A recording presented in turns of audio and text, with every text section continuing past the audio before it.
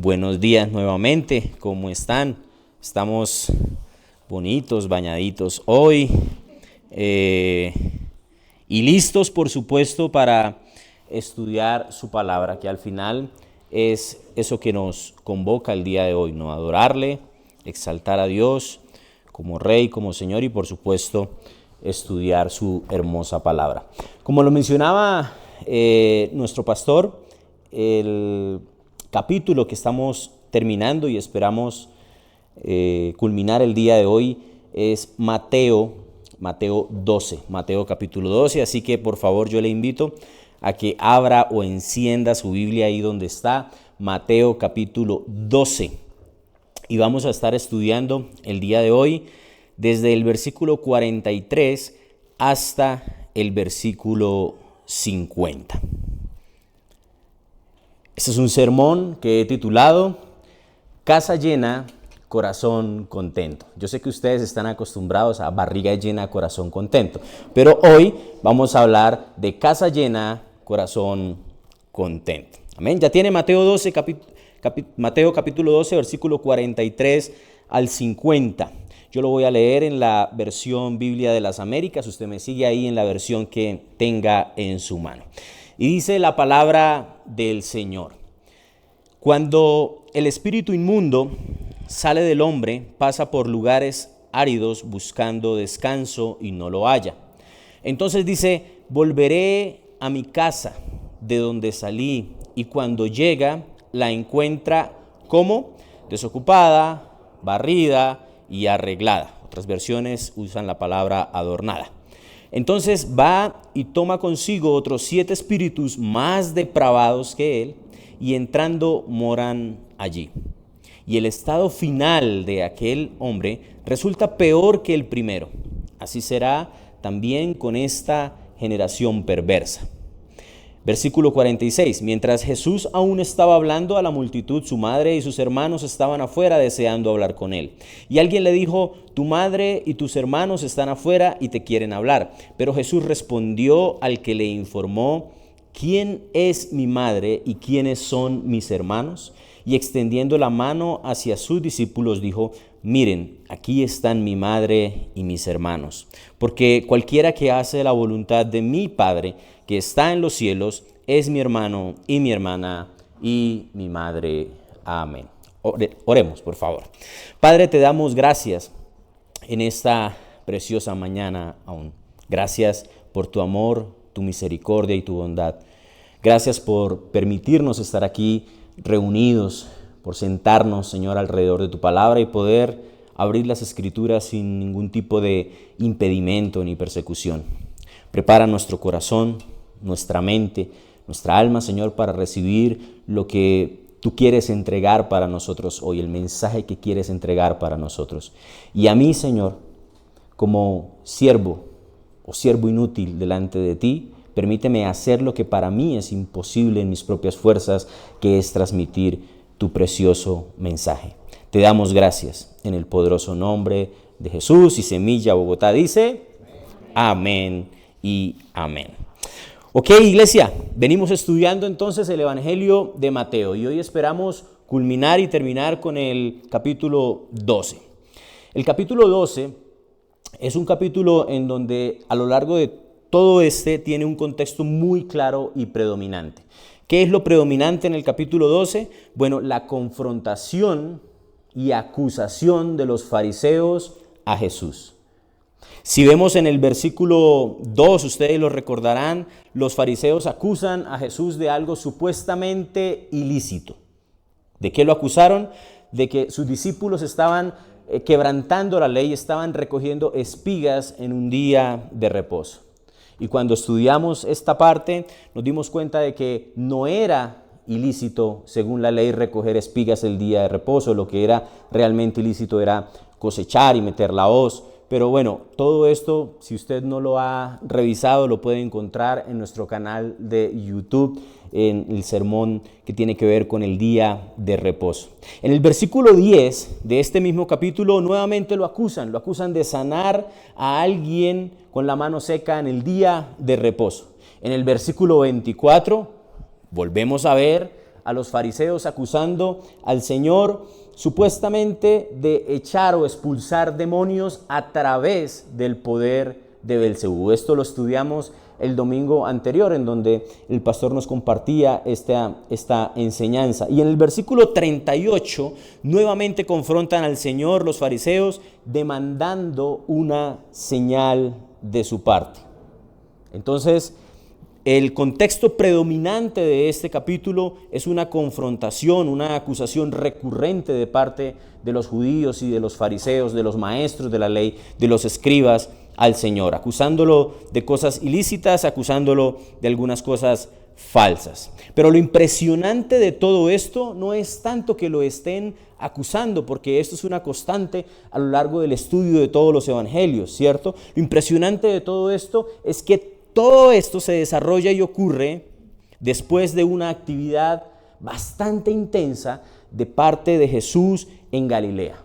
Muchos milagros ya se habían ejecutado, muchas sanidades se habían desarrollado, liberaciones de endemoniados habían podido ver este pueblo, se habían llevado a cabo en muchas personas. Desde el capítulo 8 venimos estudiando todas las maravillas, los milagros que se hicieron a través de Jesús, a través del poder de Jesús. Y por supuesto, la misión de nuestro Señor Jesús en parte fue también anunciar a través de estas señales y estas maravillas que el reino de los cielos se había acercado. Así que todas estas señales, maravillas, liberaciones, sanidades y demás no eran otra cosa que evidencia que respaldaba las palabras y el mensaje de Jesús. No eran otra cosa que evidencia que respaldaba que Jesús verdaderamente era el Mesías, era quien decía ser el Hijo de Dios.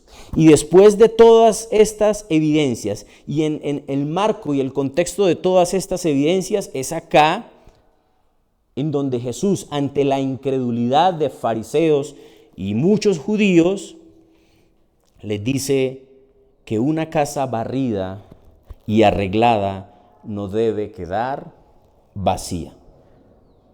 Después de que ellos habían visto milagros, señales, maravillas, liberaciones, el poder de Dios manifiesto en muchas personas, el Señor les dice, utiliza una analogía con un endemoniado y les dice, miren, una casa no puede quedar simplemente limpia, no debe quedar vacía.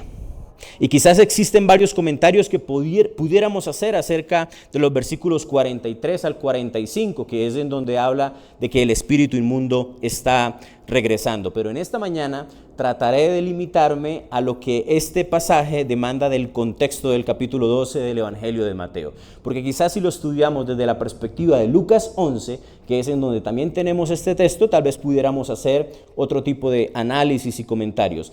Pero en esta ocasión vamos a limitarnos y vamos a tomar como punto de partida la declaración final en el versículo 45, en donde el Señor dice, así será también con esta generación perversa. Y partiendo de esta declaración podemos deducir de una manera muy fácil que el Señor utiliza una analogía, la narración del espíritu inmundo que regresa. Y es interesante que esta analogía es formulada con las creencias vigentes de esa época en la Palestina del siglo I. En la antigüedad se tenía la creencia que los espíritus inmundos, que los demonios andaban o rodaban errantes por el desierto buscando moradas. De hecho, los lugares desiertos y áridos eran catalogados como poblaciones o poblados de espíritus inmundos y de demonios. Permítame solamente dar un versículo para mostrar esto. Si quiere lo puede apuntar ahí, no tiene que ir, pero por favor apúntelo para que luego cuando esté en su casa lo pueda revisar y estudiar. Isaías 34, versículo 14, en la Nueva Traducción Viviente dice, los animales del desierto se mezclarán allí con las hienas y sus aullidos llenarán la noche. Las cabras salvajes balarán unas a otras en medio de las ruinas y las criaturas de la noche irán a ese lugar a descansar. La palabra hebrea utilizada para criaturas de la noche acá es la palabra lilis, que se considera un demonio mítico de la época, por lo cual la creencia antigua, la creencia en la antigüedad era que estos espíritus simplemente andaban rondando, andaban buscando descanso en lugares desiertos y áridos. Y Jesús parte de este conocimiento y utiliza esta analogía para los fariseos que lo estaban escuchando. Pero más allá de si podemos tomar este texto como literal o no, que no quiero ahondar en esto porque no es el contexto del libro de Mateo, déjame decirte algo. Jesús habla de una situación precaria del pueblo de Israel y los fariseos en este pasaje. Acá se describe a un hombre con un espíritu inmundo y que ese espíritu inmundo lo dejó y que después de que lo deja busca una morada y como no lo encuentra decide regresar y que cuando regresa encuentra esta casa o la persona de este hombre con 3 características y condiciones. Dice que la encuentra desocupada, la encuentra barrida y la encuentra arreglada. ¿Qué significa esto? Bueno, permítame por favor hacer un pequeño análisis de estas 3 cosas, de estas 3 palabras. La palabra desocupada en este texto es la palabra griega escuela. Así como escuela, ¿no? Como la escuela de hoy en día, pero escuela. Esta palabra es bastante interesante porque puede significar la ausencia de objetos en un lugar, pero también, dependiendo del contexto, puede significar estar ocioso o sin ningún oficio, sin ninguna tarea, sin nada que hacer. Y es que una vida desocupada, en primera instancia, estimada iglesia, es claramente una vida sin Jesús. Una vida desocupada es una vida sin el Espíritu Santo, sin la morada del Espíritu Santo. Y si el Espíritu Santo está morando en la vida de alguien, es porque esa persona ya nació de nuevo y es un cristiano. Por lo que la analogía en este caso de este hombre que tiene su casa vacía no puede referirse en ningún momento a una persona cristiana. No encontramos nada, absolutamente nada en la Biblia que me indique que un espíritu inmundo puede morar o puede poseer la vida de un cristiano. Si es un verdadero cristiano, el Espíritu Santo mora en él. Y mientras el Espíritu Santo mora en él, ningún espíritu inmundo, ninguna fuerza satánica puede entrar a morar esa vida de esa persona. No hay nada en la Biblia que me indique posesiones demoníacas de personas cristianas. Absolutamente nada. Una vida vacía, una casa vacía, es una vida sin Jesús. Es una vida que no tiene la morada del Espíritu Santo. Pero también creo, estimada iglesia, que una vida vacía, una casa vacía, es una casa sin propósito, es una vida sin propósito, sin oficio, sin dirección. ¿Saben? Cuando alguien construye una casa, ¿para qué creen que la construye? ¿Cuál es la finalidad de construir una casa? ¿Cuál es el propósito final de construir una casa? Bueno, con toda seguridad el propósito será que esa casa sea en algún momento habitada, ya sea permanente o ya sea temporalmente, pero que sea habitada, ¿cierto? Una casa vacía es una casa que no tiene propósito. Cuando usted y yo llegamos a una casa y entramos y la vemos sin comedor, sin nevera, sin televisor, sin cama, sin muebles, fácilmente podemos concluir que esa casa no está habitada por nadie. Ahí no vive nadie. Por lo que esa casa no está cumpliendo realmente el propósito para lo cual fue construida, fue creada. Una casa vacía es una vida sin Jesús. Es una vida sin verdadero propósito. Es una vida que quizás tenga 1000 cosas por hacer. Y no nos confundamos con esto, iglesia. Hay muchas personas que tienen 1000 cosas por hacer, pero nada de eso tiene que ver con el propósito. Pueden tener mucho trabajo, 1000 compromisos, relaciones sociales, mucha popularidad, pero nada de eso dará el verdadero sentido y propósito en la vida del hombre. El propósito, el verdadero propósito de cualquier cosa o de cualquier persona está relacionada con la razón o la motivación por el cual fue creado o construido. Así que si queremos realmente conocer, nosotros y cualquier persona en este mundo quiere conocer su verdadero propósito, tendrá que ir a su Creador indiscutiblemente. No hay otra manera.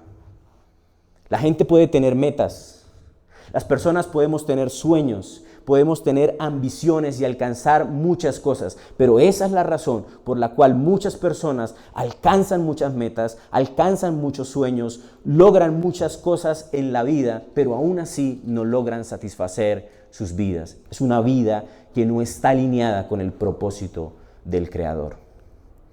La única manera de que el hombre, y cuando hablo de hombre y mujer, encuentre su verdadero propósito es a través de la alineación de su vida con la voluntad de su Creador. No hay otra forma.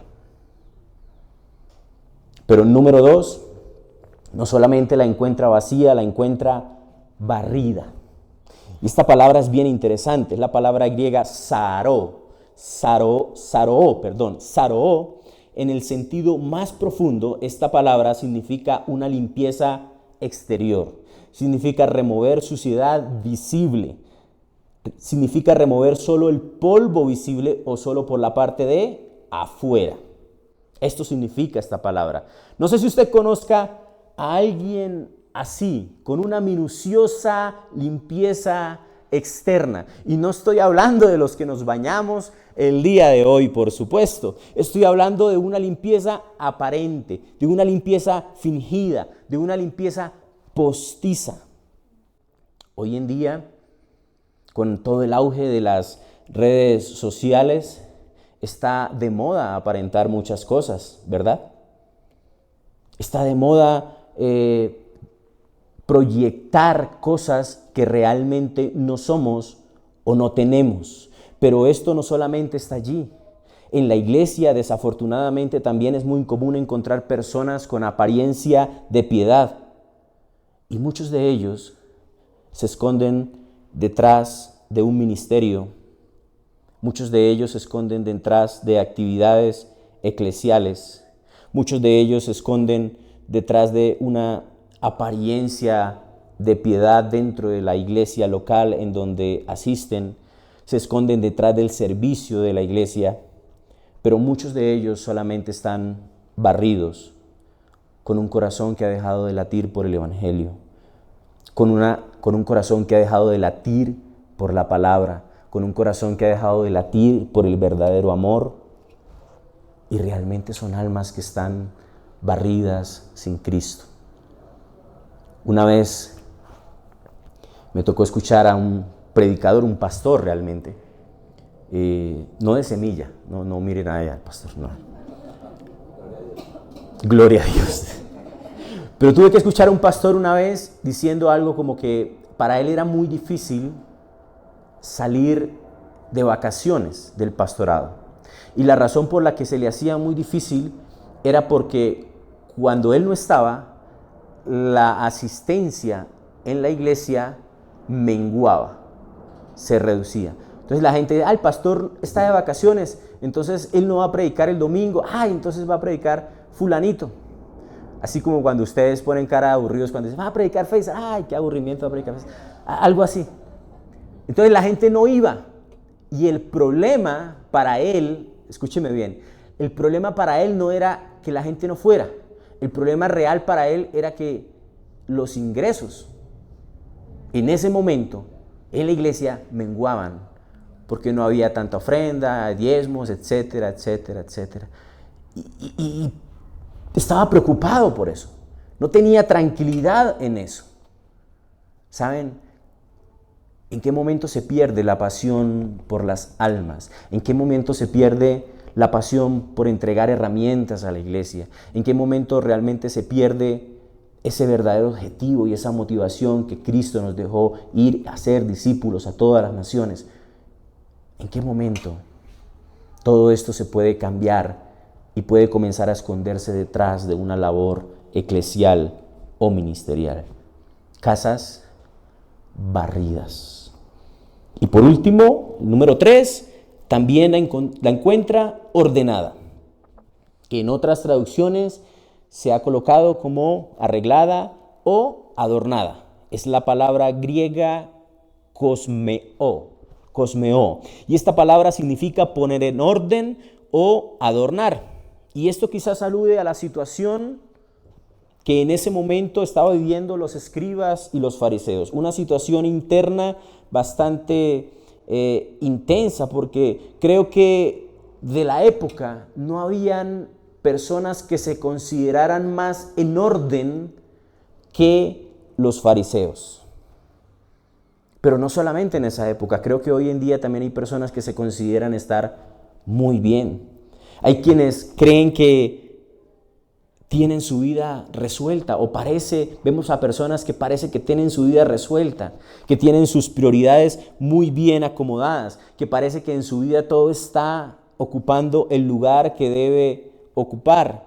Parece que hay vidas que cumplen perfectamente con el modelo estándar que demanda la sociedad, pero que no necesariamente cumplen con el modelo que demanda la Escritura y su Creador. Porque una cosa es cumplir con el estándar de la sociedad, pero otra muy diferente es cumplir con el estándar y el modelo de Dios. Y estamos hablando de un orden exterior, como el de esos muebles. No sé si ustedes han visto esos muebles grandes, lindos, con cajones nítidamente puestos, pero cuando uno abre un cajón de esos encuentra un montón de cosas dentro que no sirven. Es así. Tal cual. Es un orden aparente, pero un orden que no necesariamente está dado por la palabra de Dios. Es un orden que no necesariamente está dado por las Escrituras. Ya comenzó a soplar el viento. Y una de las cosas que hoy por hoy más es atacada dentro del orden de Dios, desafortunadamente, es la familia. Y la familia muchas veces suele tomar rumbos distintos llevados por la sociedad o la presión mediática del progresismo o las filosofías de hoy en día, pero no necesariamente se está ciñendo a lo que la palabra de Dios nos está mandando. Vidas barridas, vidas ordenadas, vidas vacías. Iglesia, este es en realidad un escenario que denota una reformación de algunas personas. Y es que al final, iglesia, es posible dejar ciertos comportamientos, es posible cambiar ciertas conductas, es posible hasta dejar ciertos pecados, pero déjame decirte algo, nada de eso nos hará cristianos. Cambiar el comportamiento, cambiar las conductas, apartarnos de ciertas cosas, ahora ya no hago esto, ahora hago esto, eso no nos hace cristianos. Déjeme avanzar un poco en esto, por favor, antes de que me apedreen. El abandonar ciertas prácticas y comportamientos y pecados no hace a nadie hijo de Dios. A nadie lo hace hijo de Dios. Así que no se trata de reformarnos en nuestro comportamiento. Lo que necesitamos no es reformarnos, necesitamos regenerarnos. Necesitamos la regeneración, necesitamos el nuevo nacimiento. Miren, la casa de Israel en ese entonces estaba siendo barrida por los ministerios de Juan el Bautista y de Jesús. A través de la predicación de Juan el Bautista, con seguridad muchas personas habían cambiado su comportamiento. ¿Recuerdan esas predicaciones agresivas que lanzaba Juan, que hasta le trajo bastantes problemas en medio de su vida?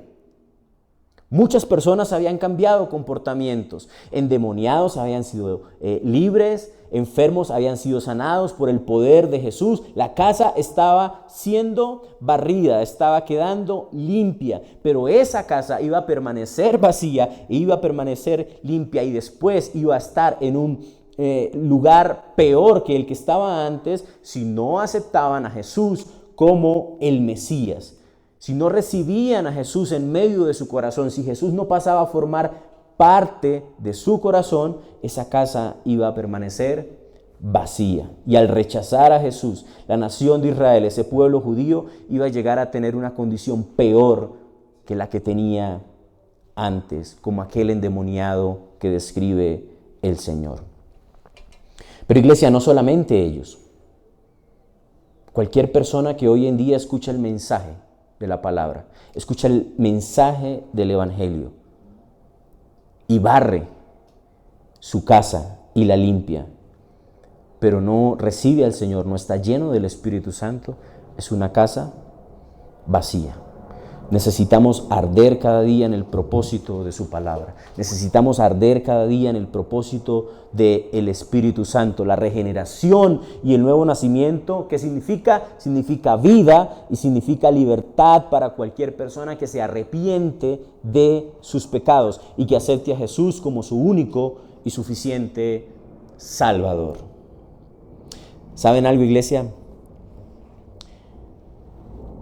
Las personas más duras en este mundo suelen ser miembros de iglesias que son incrédulos, aunque se creen ya salvos. Permítame repetirlo nuevamente. Las personas con el corazón más duro en este mundo son miembros de comunidades y congregaciones que son incrédulos, aunque ellos creen que ya son salvos. Hay muchas vidas barridas y limpias y hasta adornadas, pero sus casas siguen estando desocupadas. ¿Por qué?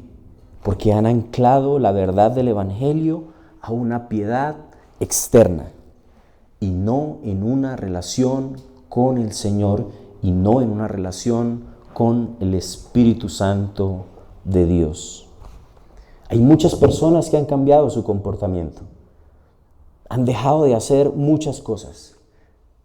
Han comenzado a ir 2 o 3 veces por semana a su iglesia local. Ya no toman alcohol, ya no escuchan música secular, ya no frecuentan fiestas ni discotecas. Ahora usan un vestido largo, saco, corbata, ayunan cada sábado, hacen 2 vigilias al mes. Y ojo, iglesia, no quiero decir ni pretendo decir que estas actividades sean prácticas malas o inadecuadas. No, de ninguna manera. Pero con toda seguridad, en muchas congregaciones hay muchas personas con una falsa sensación de seguridad en su salvación, pensando que su comportamiento les hace hijos de Dios. Casas barridas, vacías, limpias y adornadas. Y nada de esto corresponde a los frutos de aquellos que dijo el Señor en Mateo 7:15, por sus frutos los conoceréis. Iglesia, permítame hacerles una pregunta. No para que la respondan acá, por supuesto, pero sí para que hagamos una reflexión interna. ¿Alguna vez en medio de nuestras vidas hemos sentido tranquilidad y seguridad de nuestra salvación cuando hemos estado asistiendo seguido a los cultos, cuando hacemos ayunos, vigilias frecuentes? ¿Has pensado, bueno, si quizás el Señor viniera hoy o mañana mismo, yo partiría con Él?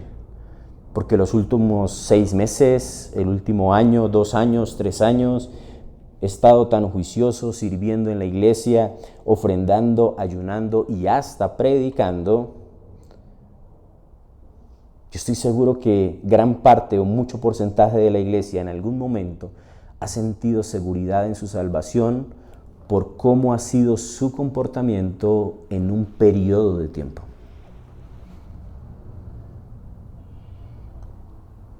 Estoy seguro de que eso ha ocurrido en algún momento en nuestra vida. Así como muchos han llegado a desconfiar o a perder la fe en su salvación cuando por alguna razón o algún motivo han fallado al Señor. Lo mismo. Y perdemos de vista lo que realmente significa la salvación. Perdemos de vista realmente de quién proviene la salvación. Perdemos de vista y por momentos nos olvidamos que nuestra salvación viene solo de Él. Depende de su obra, depende de su gracia, de su misericordia y de su poder en medio de nosotros. Así que nuestro comportamiento no nos hace hijos de Dios, nos hace parte de la familia de Dios. Lo que verdaderamente necesitamos sufrir, iglesia, es una regeneración, es una transformación por el Espíritu Santo. Maestro le llamaban algunos fariseos. Maestro le decían, queremos ver una señal de parte tuya. ¿Y él, cómo le llamaban? Maestro, queremos ver una señal de parte tuya. Y el Señor, ¿qué les dice? Generación perversa y adúltera. Ustedes están pidiendo una señal, pero solamente para ver qué más encuentran para acusarme. ¿Qué más se quieren inventar para acusar al Señor? Para eso están pidiendo una señal. Por eso es que me llaman maestro. Saben, es muy triste encontrar personas que demandan señales, demandan cosas, y la tumba vacía no les es suficiente señal para creer en Jesús. De esto hablábamos un poco, ¿no? El discipulado en el domingo anterior por Zoom. El problema no está en lo convincente de la señal. El problema no está en lo convincente del argumento. El problema está en el corazón perverso del hombre, que ya ha decidido no creer en Jesús, rechazar el Evangelio y llevar una vida conforme no al propósito de Dios, sino a sus propios deseos. Ahí está el problema. Saben, una vez en un debate público estaba el doctor William Craig, quizás algunos de ustedes lo han escuchado nombrar, es un reconocido apologeta cristiano, y estaba debatiendo con el químico inglés Peter Atkins, ateo, declarado ateo y seguidor acérrimo de Richard Dawkins, que es un evolucionista muy reconocido. Y entonces este químico ateo, Peter Atkins, le dice a William Craig, le dice, mira, yo no puedo creer en Dios porque tú no puedes probarme que Dios existe. Y William Craig le responde, mira Peter, ¿qué pasaría si esta noche, cuando termináramos este debate, vas a tu casa, entras a tu habitación y luego Dios decide descender y aparecerse frente a tus ojos y decirte, hola Peter, soy Dios, el que creó los cielos y la tierra? ¿Qué pasaría si algo como eso ocurriera? ¿Al siguiente día saldrías a decir, ahora sí creo en Dios? ¿O tal vez dirías, anoche tuve una alucinación? Y Peter Atkins dice, seguramente y con toda seguridad diría que anoche tuve una alucinación. Él ya había resuelto no creer en Dios. No importa las evidencias. Es que el problema no está en el argumento. Las evidencias están. La tumba vacía está. Hay miles de argumentos que pudiéramos tratar sobre esto. Pero ese no es el problema. El problema es el corazón del hombre. Versículos 46 al 50. Aquí hay un relato tremendo y que tiene mucha coherencia con lo que acabamos de estudiar. Mientras Jesús estaba hablando, alguien se le acerca y le dice, Señor, tu mamá, tus hermanos te están buscando, te necesitan. Y él dice, ¿quién es mi madre? ¿Quiénes son mis hermanos? Y luego señala a sus discípulos y dice, mire, aquí está mi madre, aquí están mis hermanos, porque el que hace la voluntad de mi Padre, que está en los cielos, Él es mi hermano y mi hermana y mi madre. Así que cuando la familia biológica del Señor Jesús se acerca y quiere verlo para hablar, Jesús aprovecha para dar un mensaje claro y contundente de a qué había venido a la tierra, de por qué se había encarnado. Y es que Él vino a levantar una familia, pero no una familia biológica como algunos detractores del Evangelio a veces quieren hacer parecer, ¿cierto? Que se inventan que Jesús se casó con María Magdalena y tuvo hijos y no sé qué más barbaridades y cosas y especulaciones.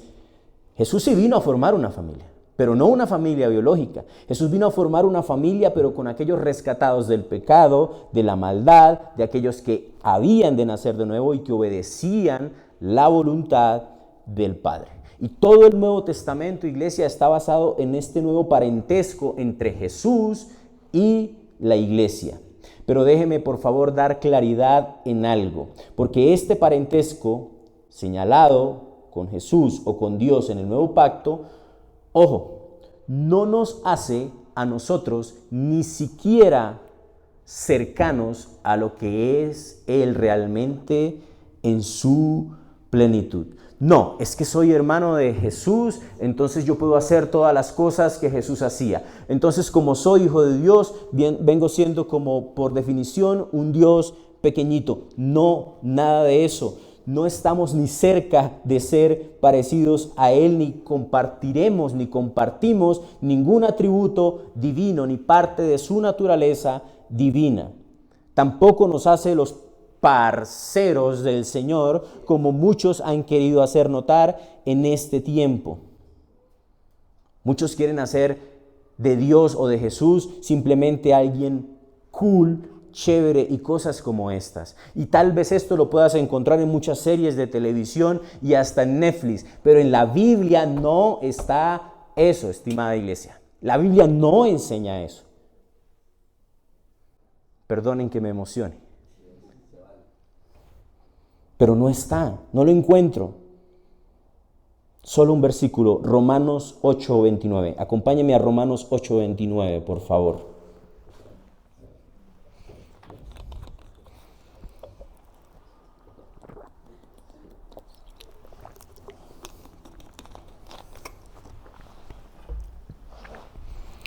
Dice Romanos 8:29, tremendo versículo.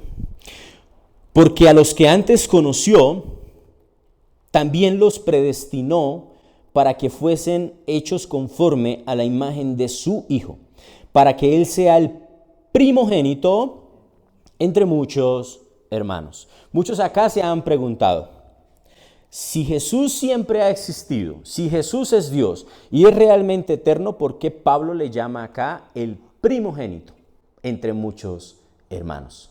Bueno, permítame lidiar un poco con esta pregunta. La palabra primogénito acá es la palabra griega prototokos, y no está enumerando de ninguna manera ningún orden de nacimiento. Incluso, ni siquiera está afirmando ningún nacimiento, porque Jesús como Dios no fue creado, Él es eterno. Así que esta palabra, ¿qué significa? Esta palabra significa preeminente, sublime, superior, honorífico. Así que lo que la palabra de Dios está diciendo es que entre todos los hombres Jesús es el preeminente, el único, el sublime, digno de honor, de gloria, de reconocimiento, de alabanza. Él es el Hijo de Dios, a Él pertenece toda gloria, majestad, imperio, reino por los siglos de los siglos. Amén. Así que no es ningún parcero cool. Hace relativamente poco, en un trabajo que estaba haciendo para la escuela de teología, nos dejaron un ejercicio. Hablé con algunas personas cristianas y pregúnteles para ellos quién es Jesús. Y una de las respuestas de una persona me sorprendió, porque ¿para usted quién es Jesús? Y dijo, para mí Jesús es mi mejor amigo. Parcero. Bien. Y si bien es cierto que la palabra nos enseña que ahora podemos tener una amistad con Dios y entramos en enemistad con el mundo, no es esa definición de amigo que podemos tener con cualquier otra persona. No es así. No es ningún parcero cool que siempre me escucha y no me juzga, dicen algunos. Pues déjame informarte, iglesia, el día del juicio, no importa en dónde hayas nacido, no importa quién seas o cuánto dinero hayas tenido, tendrás que comparecer ante Dios por las acciones y será Él el único digno de emitir un juicio contra la humanidad. Tú y yo estaremos allí. O bueno, como iglesia, ninguna condenación, ningún juicio hay para nosotros, pero aquellos que no creen serán enjuiciados por Dios y por aquel que en algún momento llamaron parcero. Yo me pregunto qué estarán pensando. A nosotros, por gracia, se nos concedió que fuéramos familia del Señor, pero solo por gracia y sacrificio en la cruz. Y déjeme terminar con esto. Versículo 50. Porque cualquiera que hace la voluntad de mi Padre, que está en los cielos, ese es mi hermano, mi hermana y mi madre. Solo permítame aclarar algo. Jesús no está diciendo acá que la forma de llegar a ser parte de la familia de Dios es obedeciendo la voluntad de su Padre. No. Lo voy a volver a repetir. Jesús no está diciendo que para ser parte de la familia de Dios, o esto se logra haciendo la voluntad de su Padre. No. Hacemos parte de la familia de Dios solo por gracia, a través de la fe y el arrepentimiento. Es a través de eso que venimos a formar parte de su familia. Juan 1:12 al 13 dice más: a todos los que le recibieron, a los que creen en su nombre, les dio potestad de ser hechos hijos de Dios, los cuales no son engendrados de sangre, ni de voluntad de carne, ni de voluntad de varón, sino de Dios. Así que lo que el Señor está enseñando acá es que la evidencia de todo aquel que se ha arrepentido de manera genuina y que ha creído en el Evangelio y en Jesús como su único y suficiente Salvador, es que ahora hace la voluntad de Dios. Quizá no perfectamente, pero sí sinceramente. Esas son evidencias. Cambiar mi comportamiento, dejar de hacer esto y ahora hacer esto otro, no me hace parte de la familia de Dios, no me hace cristiano. Yo puedo tener una casa barrida, limpia y adornada, eso no me hace parte de la familia de Dios. La única forma es por gracia, por medio de la fe en Jesucristo, arrepintiéndome de mis pecados. La obediencia no es lo que origina mi relación con Dios, sino la fe. Pero la obediencia es una señal de que hemos creído en Jesús. El reconocido teólogo y apologeta estadounidense Tim Keller lo dijo de la siguiente manera, y cito: el hijo de familia no obedece para ser amado y aceptado. Él obedece porque ya ha sido amado y aceptado. Fin de la cita. Iglesia, hoy hemos visto cómo puede haber personas que parezcan que tienen una vida ordenada, limpia, piadosa y al mismo tiempo estar vacíos, sin ninguna relación con Jesús, sin la presencia del Espíritu Santo en medio de sus vidas. Pero también hemos visto cómo el Señor vino a establecer una gran familia con aquellos rescatados del pecado. La casa podrá estar vacía, barrida y adornada. Eso no nos hace parte de la familia de Dios. Es solo por la gracia, a través de la fe en el Señor Jesucristo, el arrepentirme de mis pecados, lo que hace que Jesús ponga verdadero orden, limpie y llene mi casa, todo mi ser, y me haga parte de su familia. ¿Les parece si oramos?